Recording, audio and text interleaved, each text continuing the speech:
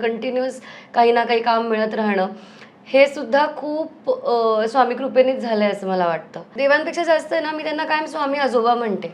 तर ते मला आजोबा टाईप फिलिंग देतात. कधी कधी असं असतं ना, आपण खूप गोष्टी कोणाला सांगू शकत नाही, म्हणजे आई वडिलांना किंवा जवळच्या व्यक्तींना सुद्धा, जवळच्या फ्रेंड्सला सुद्धा.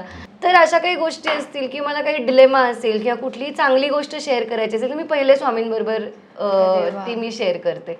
आणि इव्हेंच्युअली काही किती डिफिकल्टी असेल ना तरी स्वामी त्याच्यातून तारून नेतात आणि बाहेर काढतात मला. ऑफकोर्स परीक्षा पण तेवढीच घेतात, स्ट्रिक्ट आहेत ते. पण त्यांना बरोबर माहिती आहे की हिला हे एवढं सहन होईल, एवढं जमेल, किंवा हे चॅलेंजेस तिला गरजेचे आहेत आता to understand some lesson that I need to learn.